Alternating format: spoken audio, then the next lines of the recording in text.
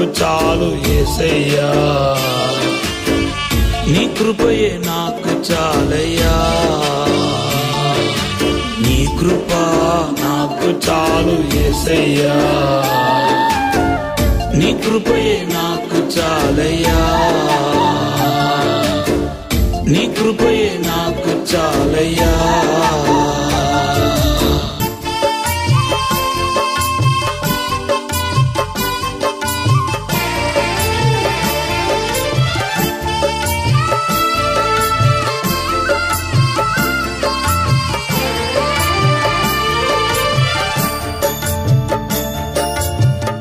శాశ్వతమైనది జయమిచ్చు నీ కృప, శత్రువును జయించును.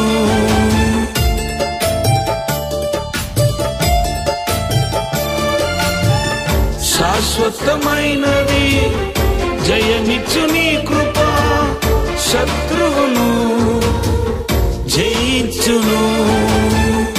ఉన్నత నీ కృప నాకు చాలు, ఉన్నత నీ కృప నాకు చాలు చాలు, నీ కృప నాకు చాలు యేసయ్యా,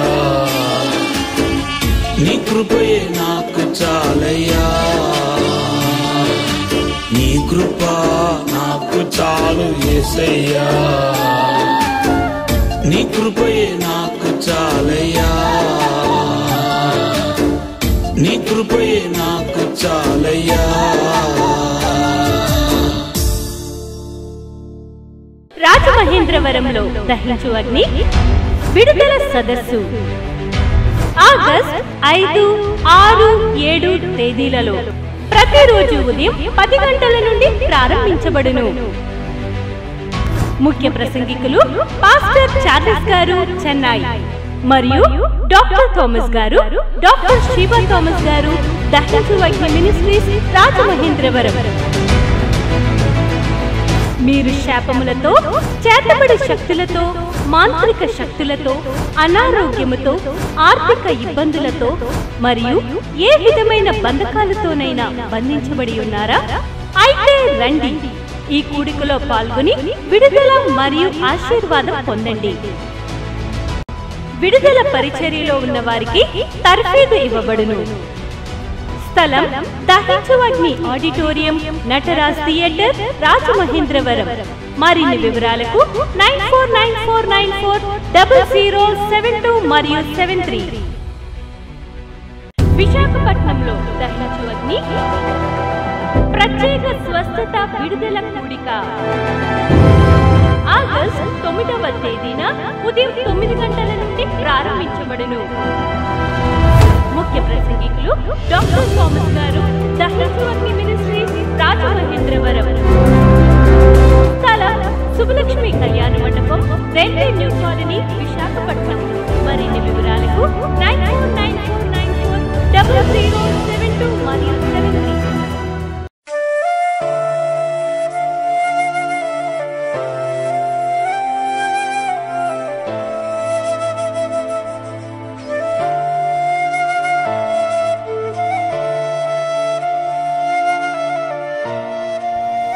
ఈరోజు ఎవరు తీయలేని ముళ్ళును దేవుడు తీయబోతున్నాడు.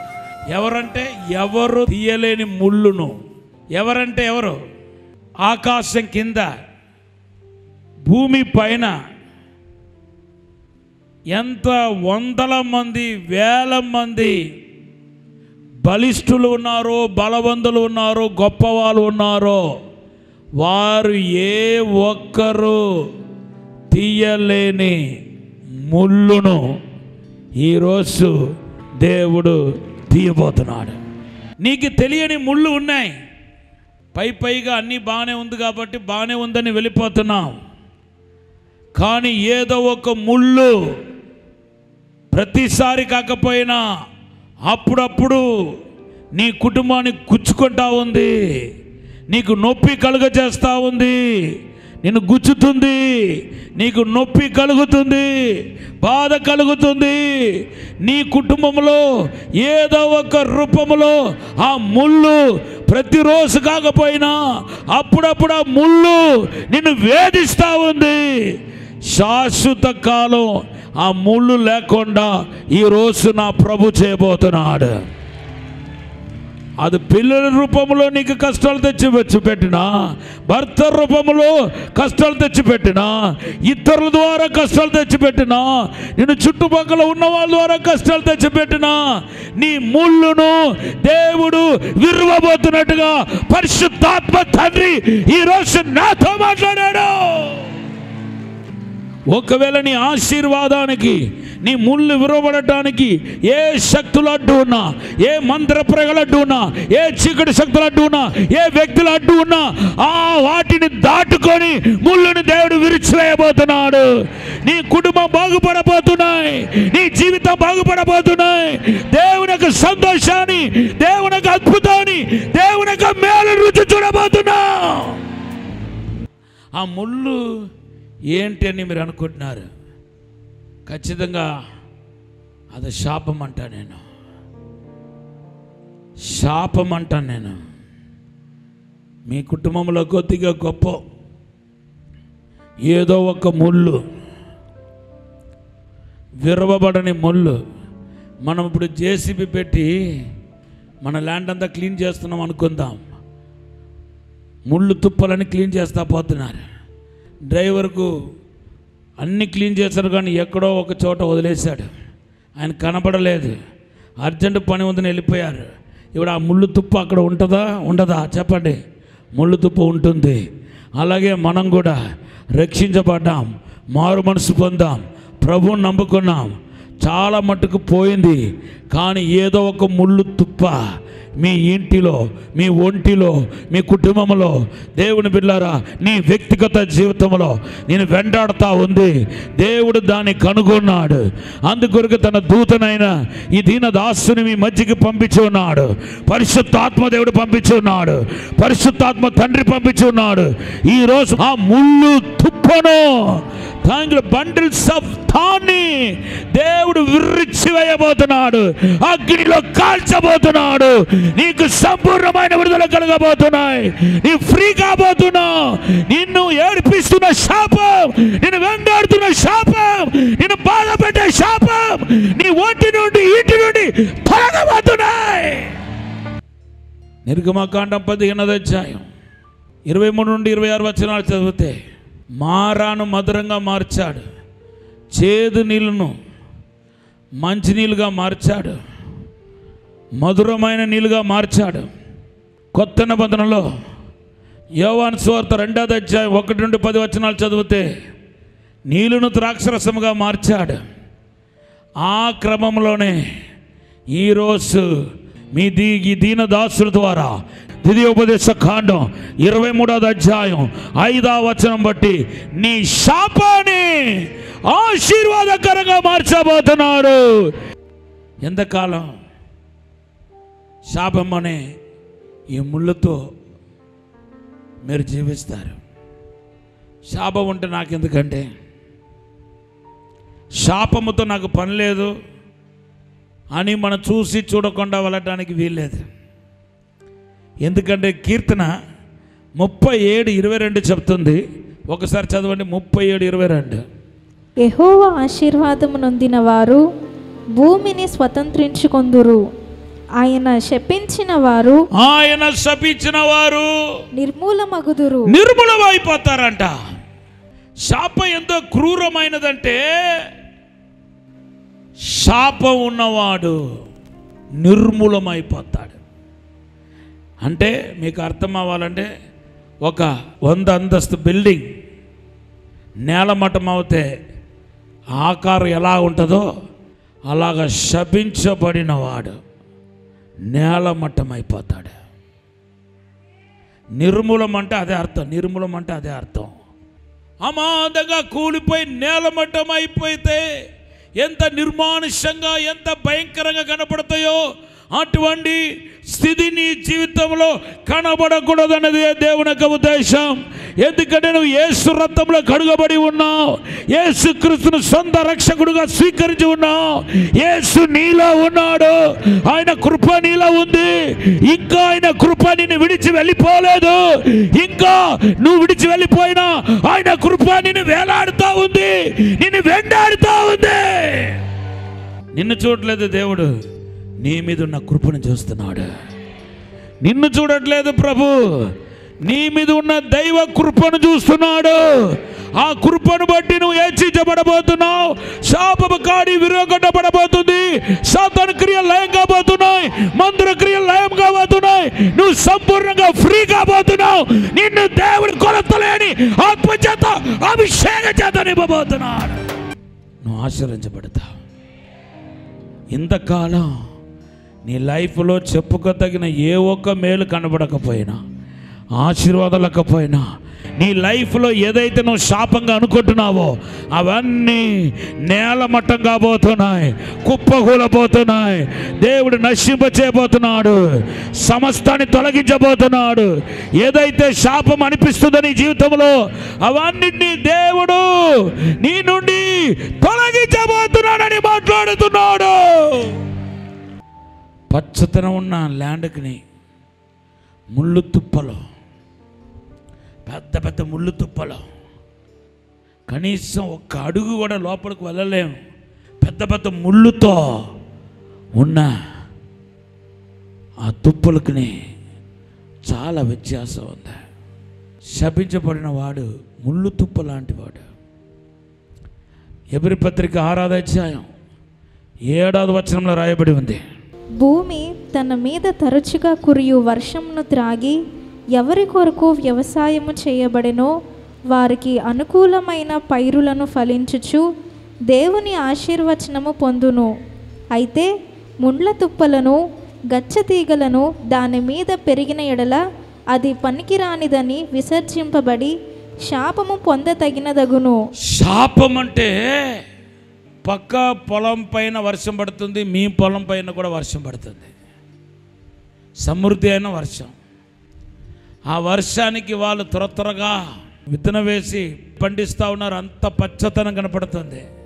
మీ భూమి ఆ వర్ష నీళ్ళంతా తాగి ఆ నేలలో ఉన్న మట్టిలో ఉన్న సారమంతా పీల్చి చివరికి ముళ్ళు తుప్పను కచ్చతీగలను పండిస్తావంటే ఏ నరుడుకు సంతోషం కలుగుతాయి చెప్పండి.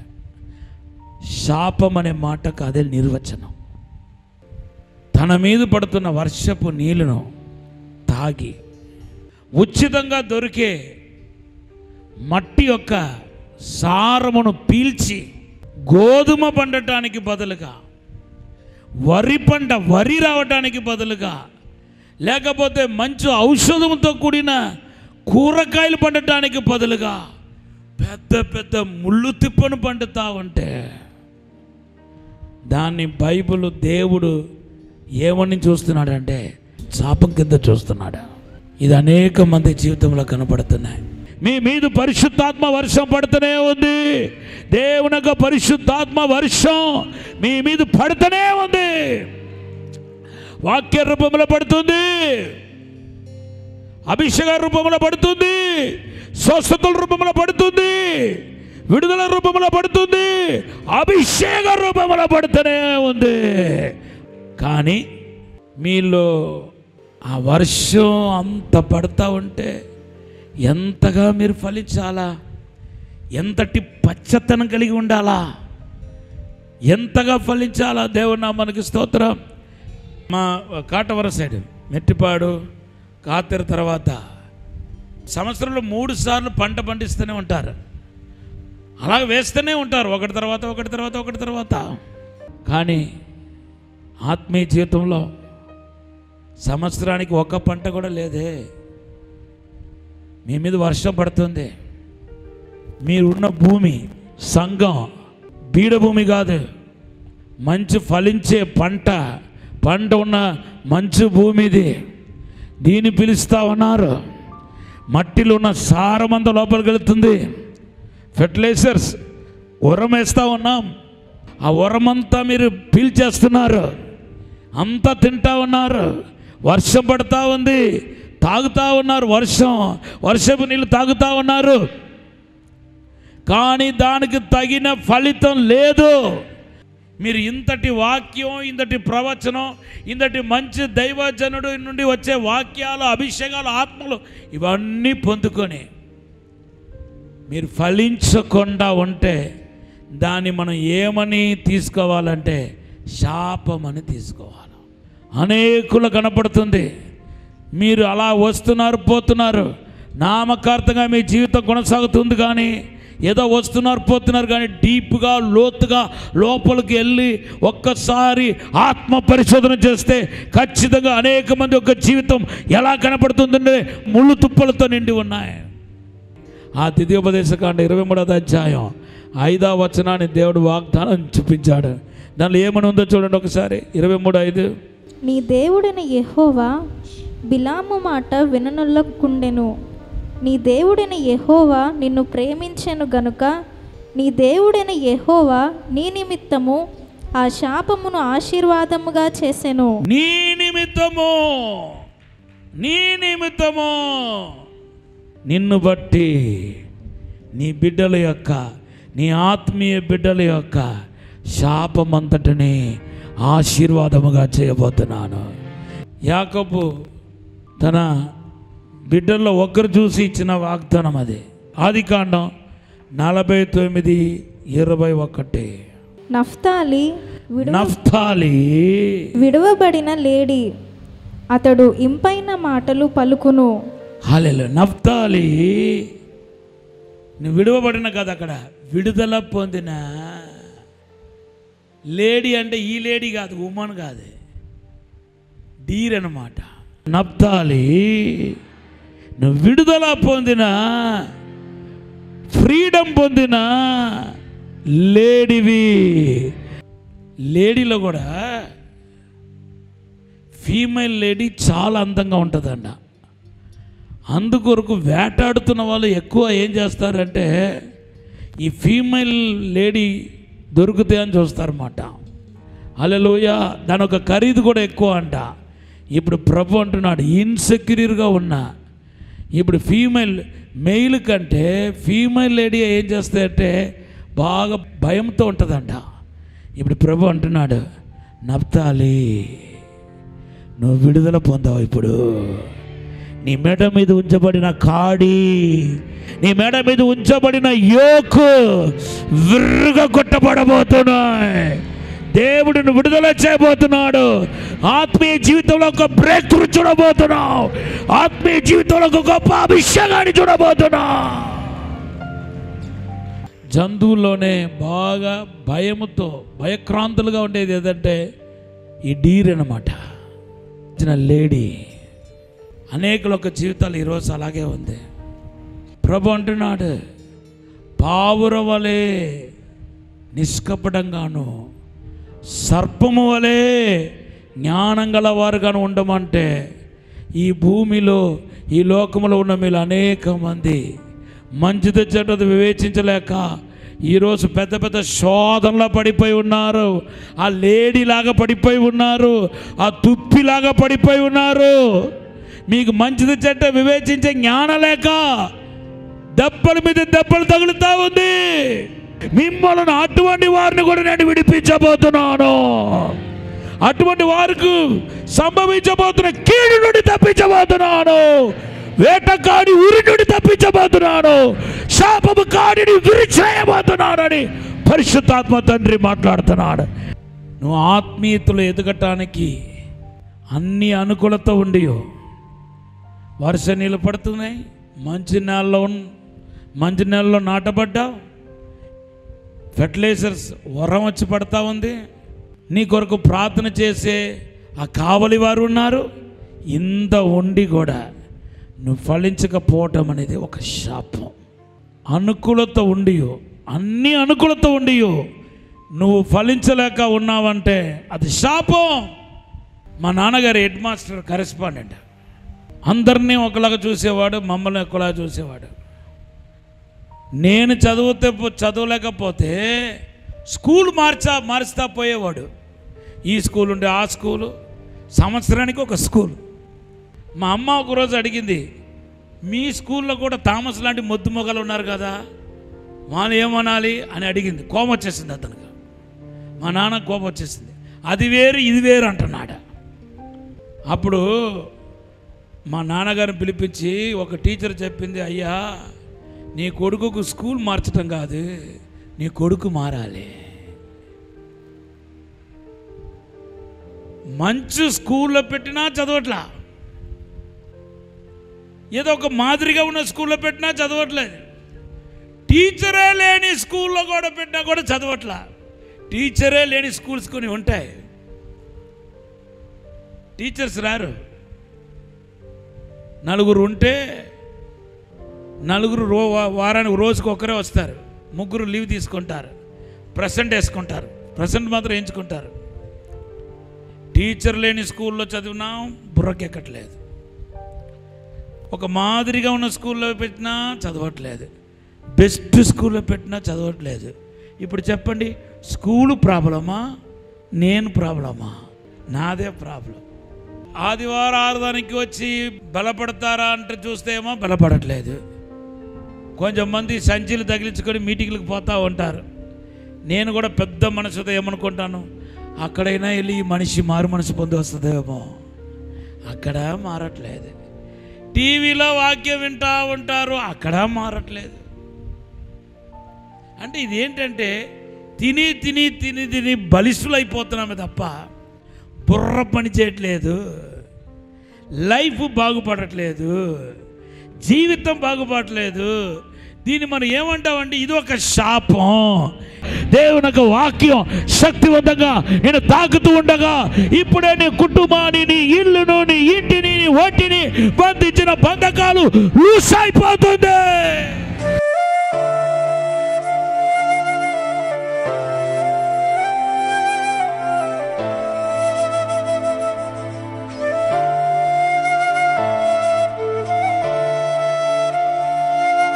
పరిశుద్ధము నమ్మకమైన మా పరలోక తండ్రి, నీకు వందనాలు, స్తోత్రాలు ప్రభా.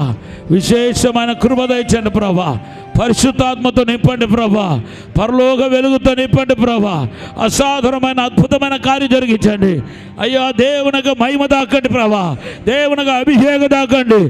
ఆశీర్వాదం, అద్భుత కార్యం నా బిడ్డల జీవితంలో జరుగునుగాక. నువ్వు ఎదుర్కొన్న శాపపు కాడి ఈ రోజుతో విరిచేస్తున్నాడు.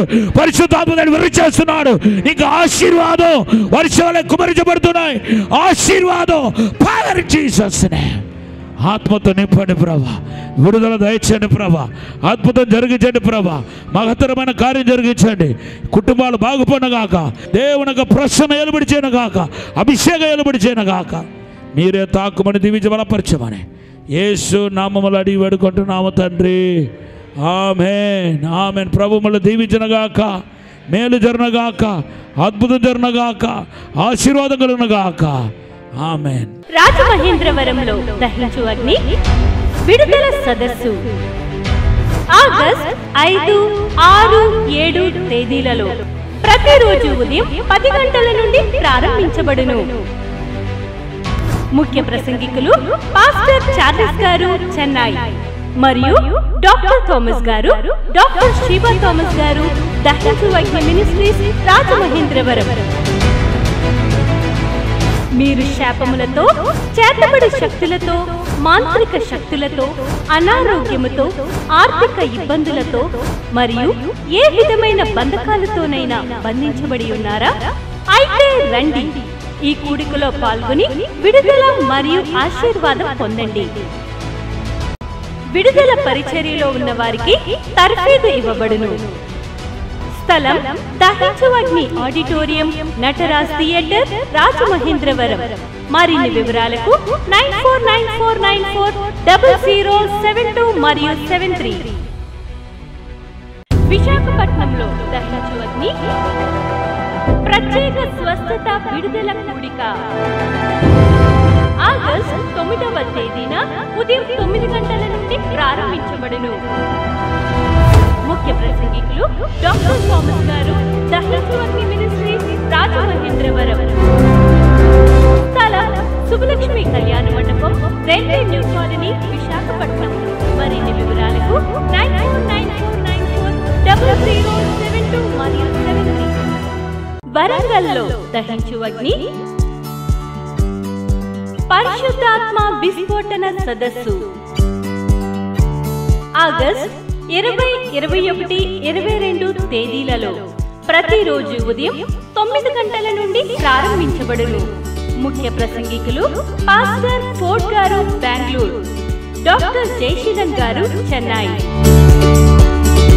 డాక్టర్ థామస్ గారు, డాక్టర్ శివ థామస్ గారు దహించు అగ్ని మినిస్ట్రీస్ రాజమహేంద్రవరం.